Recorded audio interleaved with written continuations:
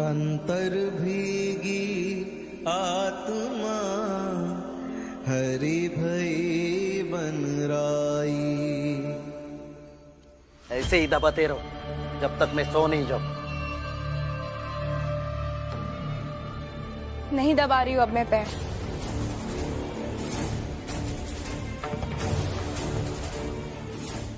क्यों नहीं दबाओगी? वैसे तो रमा को अपना आदर्श मानती हो ना। अगर वो अपने पति के पैर दबा सकती है, तुम्हें क्या दिक्कत है? दबा रही थी ना मैं, पर अब नहीं दबाऊंगी।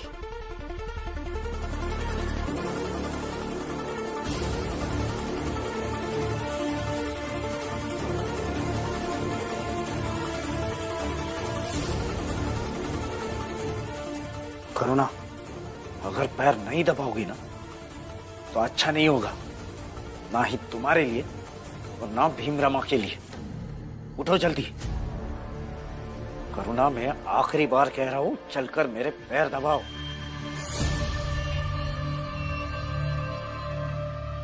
ऐसे नहीं मानोगी ना तुम? ठीक है फिर उठो अब। क्या कर रहे हैं आप? छोड़िए मेरा हाथ। उठो। ये क्या कर रहे हैं आप? छोड़िए हाथ। नहीं, मैं अभी सबको जगाता हूं। सबके सामने जवाब देना था। भीम रमा ही भड़काते हैं ना तुम्हें, अब वही जवाब देंगे। अगर रमापति के पैर दबा सकती है तो तुम क्यों नहीं? छोड़िए, मुझे कोई जवाब नहीं देना। नहीं छोड़ूंगा। छोड़िए हाथ मेरा। नहीं छोड़ूंगा। तुम्हें हर चीज में रमा का अनुकरण करना होता है ना, तो इसमें क्यों नहीं? मैं भी देखना चाहता हूं इस चीज को भीम और रमा कैसे समझाते हैं। भीम, रमा। बाला भैया क्यों आवाज दे रहे? चलो। बाबा, आइए सब लोग। छोड़िए मेरा हाथ, अब क्या कर रहे हैं? नहीं छोड़ूंगा। क्या हुआ बाला भैया? बताता हूं। बाला, ये बदतमीजी करना कब छोड़ोगे? आप लोग अगर शांत रहोगे ना तो मैं बता पाऊंगा कि क्या हुआ है।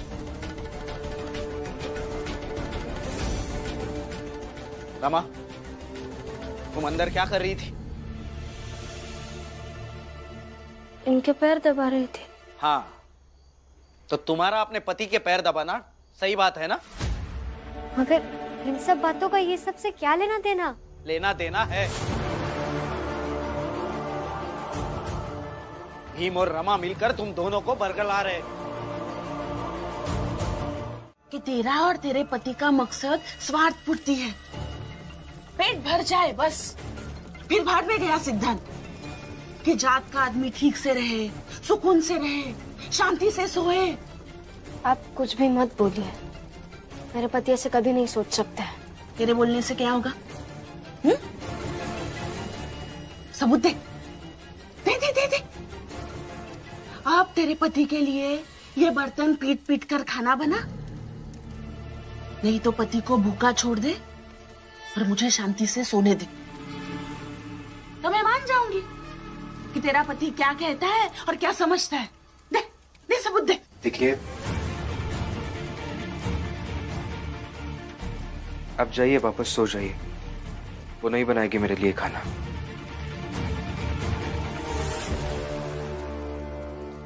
कह दे तेरे पत्नी को अच्छे से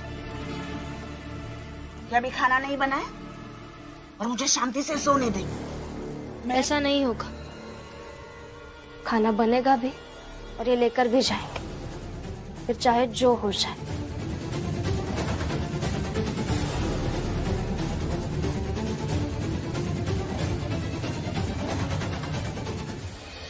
तो पहले बाहर जाकर सबसे कहो कि तुम्हारे और तुम्हारे पति के सब सिद्धांत फर्जी है।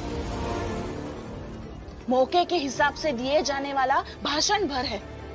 बाकी लोगों की परेशानियों से तुम दोनों को कोई मतलब नहीं है। पहले आप देख तो लीजिए कि मैंने समाधान क्या निकाला है, और अगर इसके बाद आपको तकलीफ होगी तो बोलिए ना आप।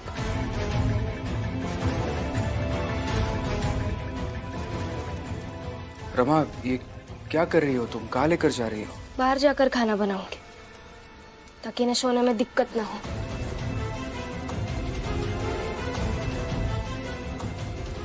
देख क्या रहे हो? भाषण सुनाओगे अभी?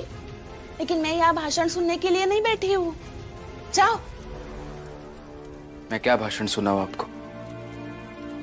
जब आप ठीक थी, सब कुछ समझती थी, तब कभी मेरी बात नहीं समझी। अब तो आपकी हालत खराब है, मैं कुछ कहूंगा तो भी गलत हो जाएगा। जाइए, आप सो जाइए। मैं तो जा ही रही हूँ। ये सो जाइए कहकर एहसान मत करो मुझ पर। मैं ना सब देख रही हूँ। ये सब चाल वाले तुम्हारे कारण परेशान हो रहे हैं। अच्छा हुआ मुझे कुछ पुरानी बातें याद नहीं, वरना पता नहीं तुमने मेरे साथ भी क्या क्या गलत किया होगा।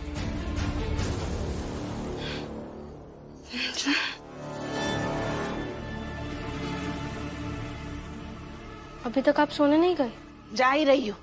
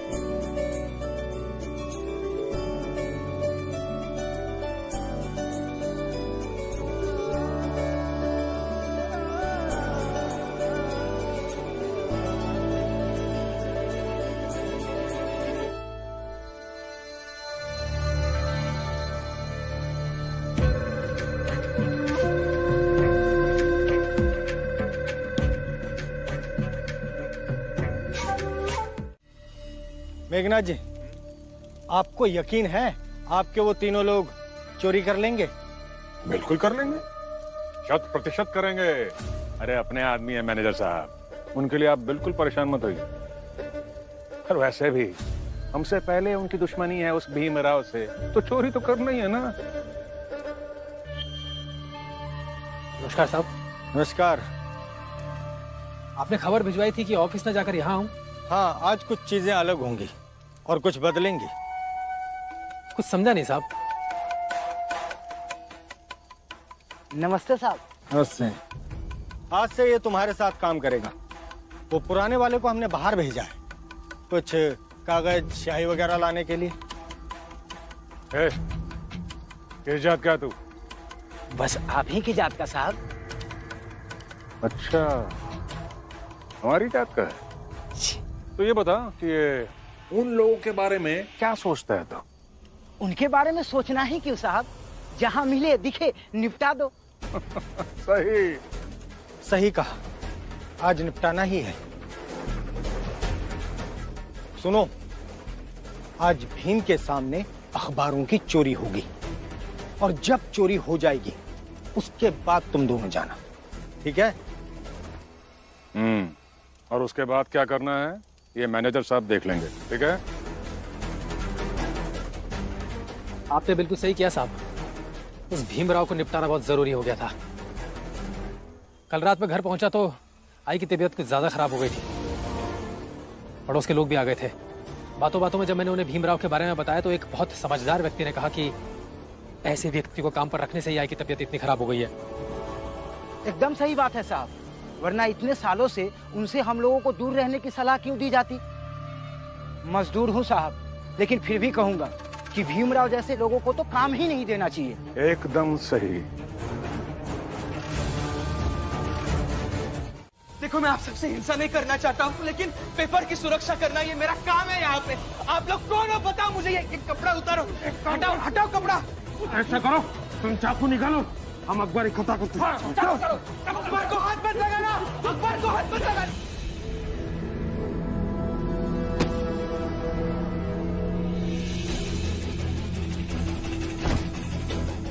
दूर हटो, रुको। देखो, आप लोगों को पता नहीं है इसमें क्या है, मैं आग सबके ऊपर डाल दूंगा। पेपर रखो नीचे। यहाँ हो जाओ सब लोग। इसमें एक खास तरह का केमिकल है जो पेपर बनाते समय स्याही के साथ मिलाया जाता है। ये अगर इंसान के ऊपर गिर गया ना तो इंसान की मौत भी हो सकती है। डाल दूंगा आपके ऊपर अभी क्या भी।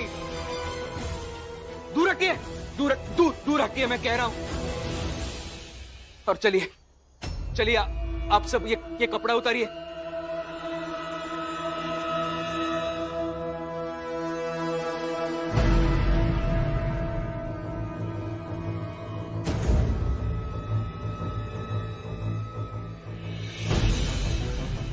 दरवाजा तो बंद है, पता नहीं अंदर क्या हो रहा होगा।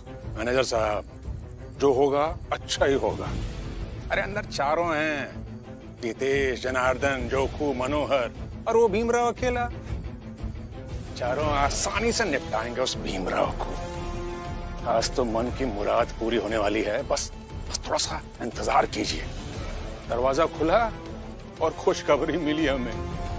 पूरा दिन नहीं है मेरे पास, इतना समय नहीं है मेरे पास। ये कपड़ा हटाओ और बताओ आप लोग कौन हो।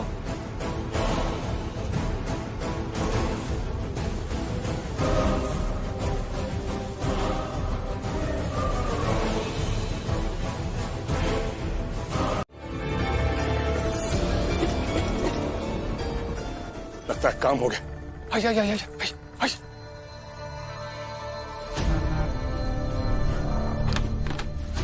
बस देखते जाइए मैनेजर साहब। ये थोड़ी देर में हमारे चारों महारथी उस भीमराव की लाश को लेकर निकलेंगे। अच्छा लगेगा।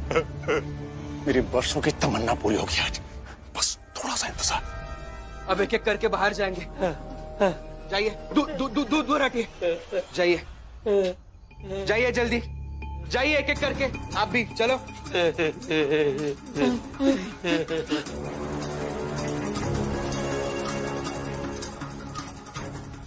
जाइए, लेकिन यहां से तुरंत बाहर जाना। जाइए जल्दी।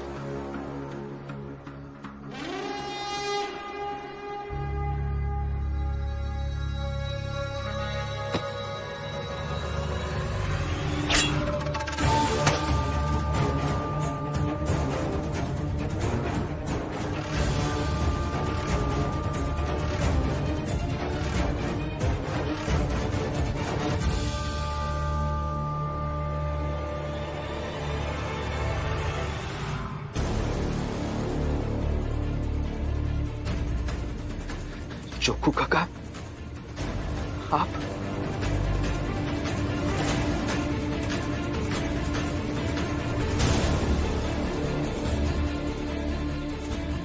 इसका मतलब ये जनार्दन काका, मनोहर काका और हितेश काका होंगे।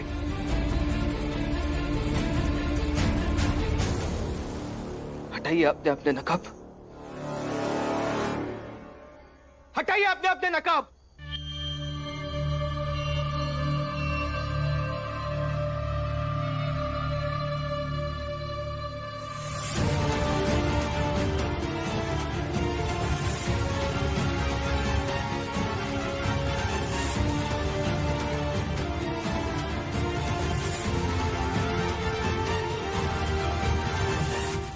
आप सब आए मुझे परेशान करने, और आप आए हैं तो इसका मतलब आपको मेघनाथ और उनके बेटों ने भेजा होगा। क्यों?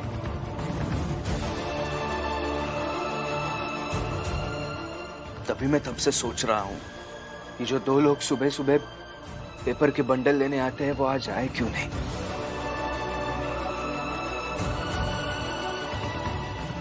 क्यों करते हैं आप ये सब?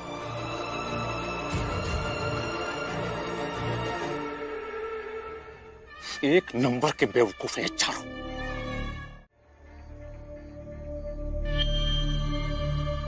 ए हो भीमराव, अखबारों के एक बंडल का भार तो उठा नहीं पा रहे हो, और तुम सबका भार उठाओगे? और बहाना मत बनाना कि हाथ घायल है। तुम्हारी भाषा में कहें तो घायल तो तुम सब हो। और ऐसे घायलों से उम्मीद करना छोड़ दो कि अपने अच्छे भविष्य का वजन उठा पाएंगे।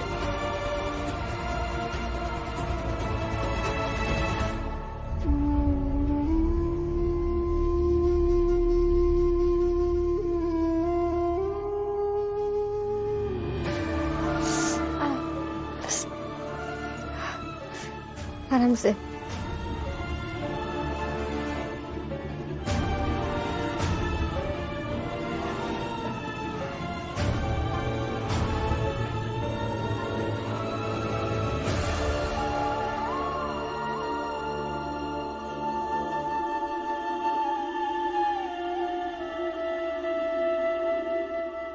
आप गिरी कैसे?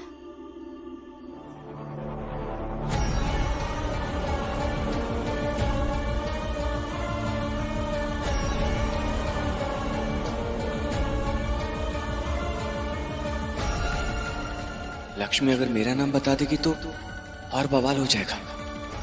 भीम और रमा मिलकर फिर से पंचायत लगा देंगे। अब दोनों में कुछ हुआ था क्या?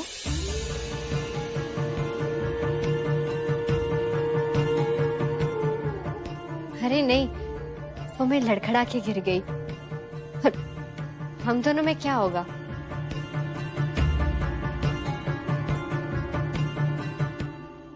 सच कह रही है ना आप?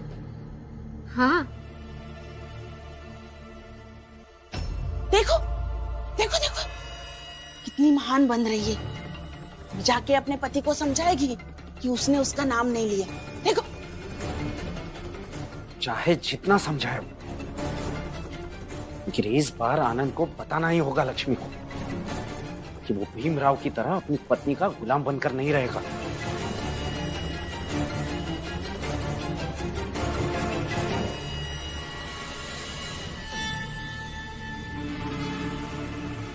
तो भीमराव, तुमसे नहीं होगा। फिर आज के बाद मत कहना कि तुम्हें अपने कर्तव्यों से बहुत प्यार है, और दोबारा मत कहना कि तुम लड़के जीतोगे। अरे जो बंडल नहीं उठा पा रहा है वो लड़ाई जीतेगा।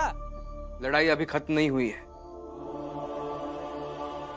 और आपकी ये शर्त, मेरी आपसे जो लड़ाई है उसका बस एक हिस्सा है। मैं ये लड़ाई जरूर जीतूंगा।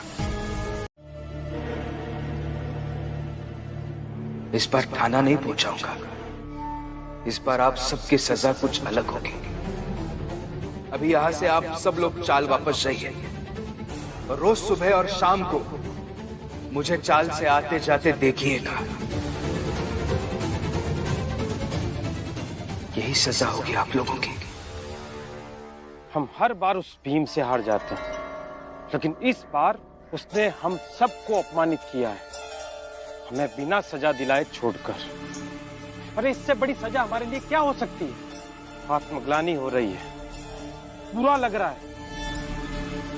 खुद से थाना में चलकर अपन जुर्म कबूल करने का, अरे कम से कम भीमराव के सामने सीना तान के खड़े तो ही पाएंगे। अरे पागल हो गए हो क्या तुम सब?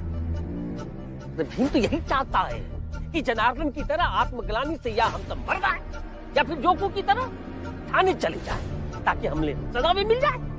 और वो भीमराव घूम घूम कर कूद कूद करके सबको बताते चले, हम सब पर में एहसान जताए कि हमारा नाम थाने में नहीं बताया। हम कहीं नहीं जाएंगे। और सुनो, इस घटना को यहीं दफन कर दो, और भीम के सामने आने पर हम नजरें नहीं झुकाएंगे। क्या मनोहर, सही कह रहा हूं कि नहीं? मुझे तो लगता है नितेश भाव बिल्कुल सही कह रहे हैं। हमें ऐसा ही करना चाहिए। चलो। जोखो, तुम सब जने यहाँ कहाँ बैठ के भीम भीम कर रहे हो? यहाँ कैसे? अरे हम तो कपड़ा लेवे जा रहे हैं इस्त्री करे के खातिर, लेकिन तुम सब जने सवेरे से चाल से गायब हो और चाल के बाहर बैठ के भी भीम भीम कर रहे हो। क्या बात है? अरे कुछ नहीं। हम लोग सोचे कि आज सवेरे की चाय बाहर पियेंगे, तो यही लिए चले आए। और कौनो बात नहीं। हाँ, कौनो बात नहीं। तै जा। हाँ, हम लोग आवत है। जाते। ठीक है, जल्दी आना। इस भीमराव ने अपमानित करके ग्लानि के भाव में छोड़ दिया है। हम बदला तो लेंगे, और इस भीमराव को भी अपमानित करके ग्लानि के भाव में छोड़ देंगे। जरूर हितेश बाबू, हम कसम खाते हैं उस भीम से बदला तो जरूर लेंगे।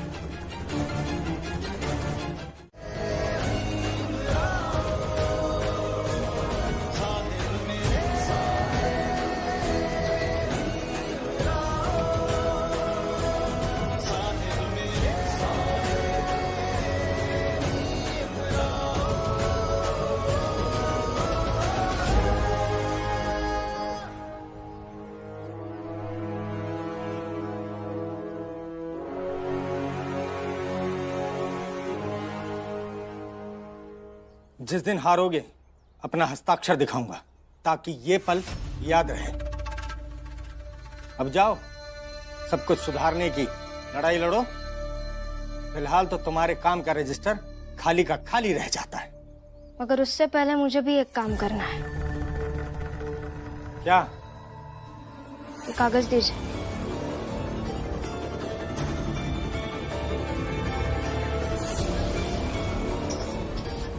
क्या कर रही हो तुम?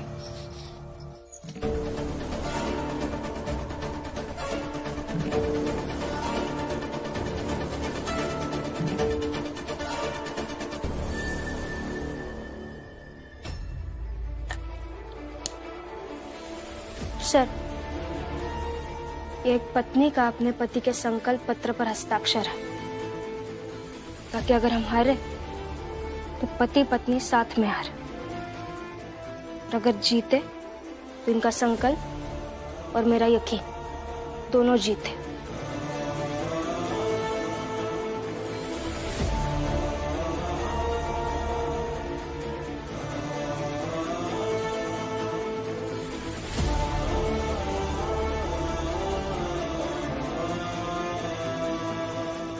आप थोड़ी देर के लिए बाहर चल सकते हैं क्या? अपनी इस नौटंकी बाज बीवी को कहना बार बार इस ऑफिस में आने की जरूरत नहीं है। जाओ।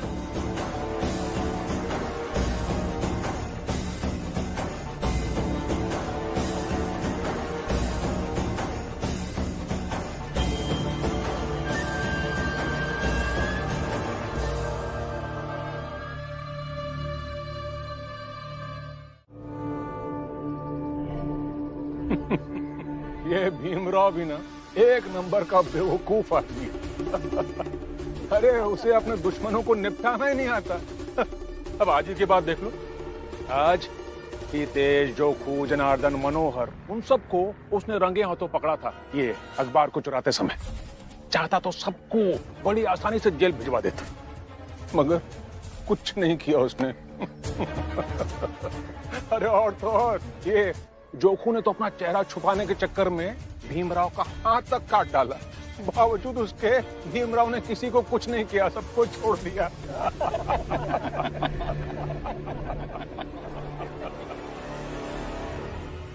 मतलब पूरा खेल ये है? बोलो, कहेंगे ना बेवकूफ से। अरे बाबा, एक नंबर का बेवकूफ है वो भीमराव। हाँ बाबा, पूरा बेवकूफ है वो। सही बोला।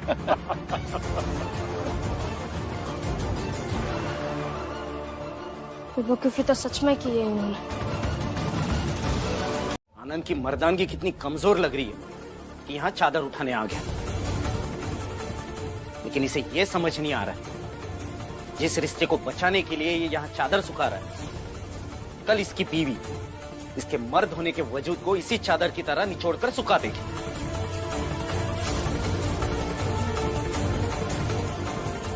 आप रहने दीजिए, इसे सूखने में डाल दूंगी।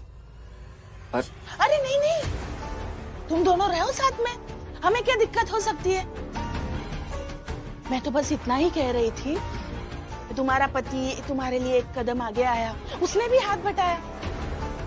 अब तुम भी, उसने वो जो चाय का प्याला रखा है वो उठा के अंदर रख दो।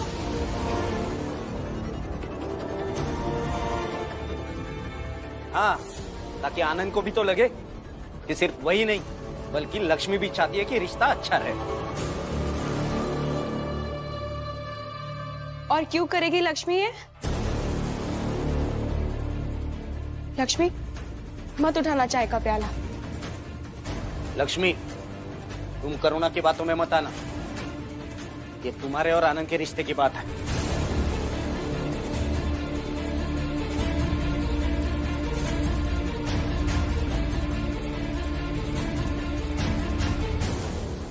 करुणा दीदी ठीक कह रही है।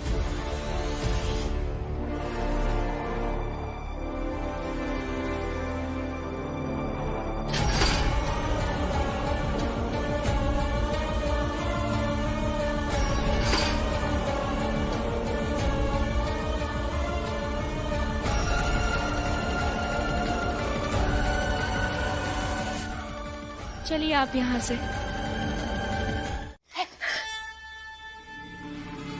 अगर होगी तो भी वो हड्डी तोड़ दी जाएगी। मुझे भीम समझने की गलती मत करना कि जो कहोगी वो करते रहूंगा। पहले कहती थी मुझे यहाँ रहना है, अब कहती हूँ मुझे यहाँ नहीं रहना है। मजाक समझ रखा है? कान खोल के सुन लो, अब हम यही रहेंगे, कहीं नहीं जाएंगे।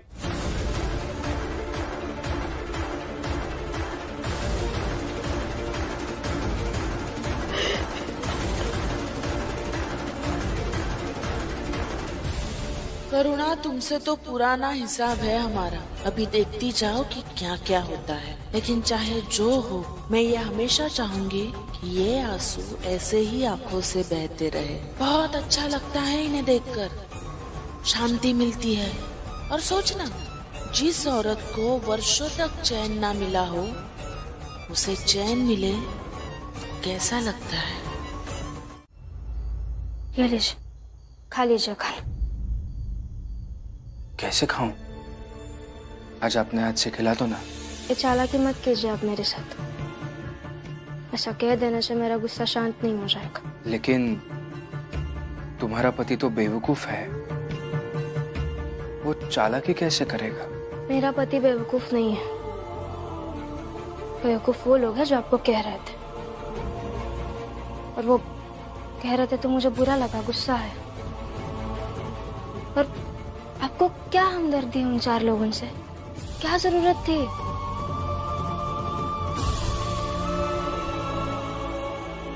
बैठो।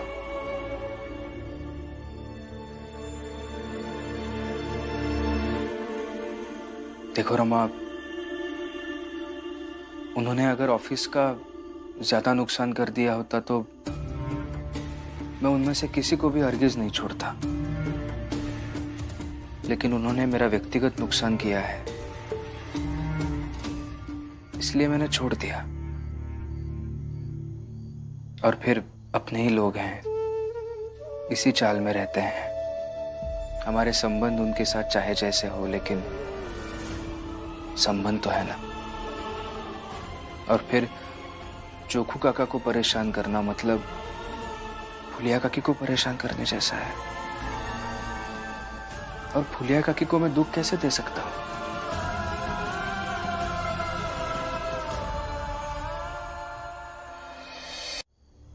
देखो रमा, तुम्हारा पति अपना हाथ कटवा कर घर लौट सकता है, दुख दर्द के साथ घर लौट सकता है, परेशानी मुसीबत लेकर घर लौट सकता है। लेकिन किसी और के घर में दुख रत्ती भर भी नहीं दे सकता। मैं डायरी लिखता हूं। आज तक तुमने मुझे कभी व्यक्तिगत द्वेष और प्रेम की बातें डायरी में लिखते हुए देखा है? मैं सिर्फ और सिर्फ उस डायरी में समाज से जुड़ी बातें लिखता हूं।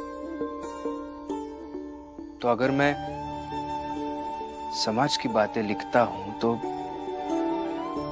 समाज के लिए सोचना भी बनता है ना। और ये चारों भी समाज का ही हिस्सा है, इसलिए क्षमा कर दिया। तुम भी कर दो। समझा भी दिया,